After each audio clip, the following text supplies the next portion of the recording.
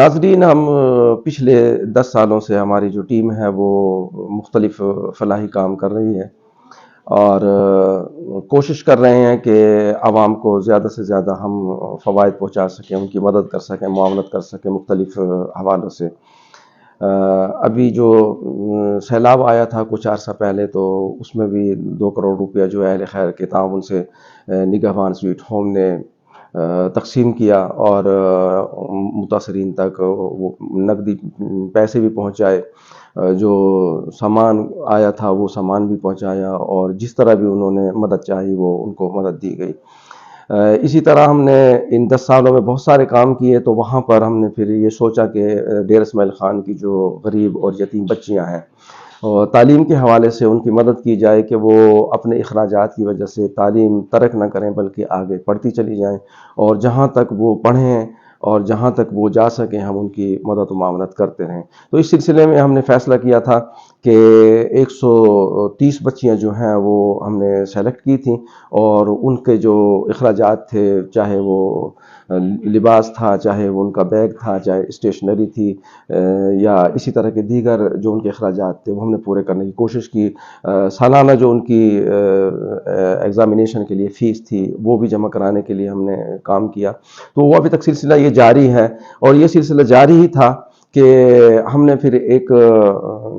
رہائش گاہ کرائے پہ لی، اور وہاں پر کچھ بچیوں کے لیے ہم نے رہائش، خوراک، لباس، تعلیم اور ان کے جتنے بھی اخراجات ہیں وہ پورے کرنے کی ہم نے کوشش کی، اور وہ کوشش جاری ہے، وہ جد و جہد جاری ہے۔ اور یہ سب کچھ جو ہے وہ آپ جیسے جو ہمارے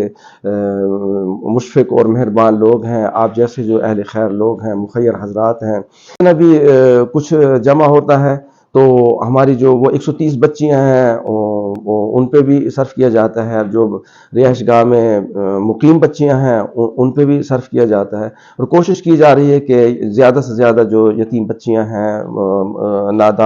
نادار اور غریب بچیاں ہیں، ان کی مدد کی جائے۔ 130 بچیاں جو ہیں وہ ڈیرہ خان میں جو ہیں آپ یوں سمجھ لیں کہ ہم اونٹ کے منہ میں زیرے کے برابر کام کر رہے ہیں۔ اسی طرح جو بچیاں رہائش کے لیے ہمارے رہائش گاہ میں مقیم ہیں، وہ بھی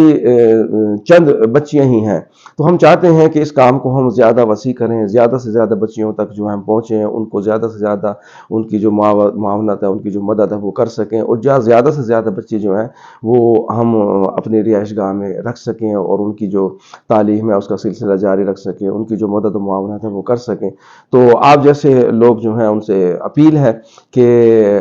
آپ اس میں بڑھ چڑھ کر حصہ لیں۔ اگر آپ نے یہ مدد و معاونت کی تو انشاءاللہ دنیا میں بھی آپ کو اس کا اجر ملے گا۔ اللہ تعالیٰ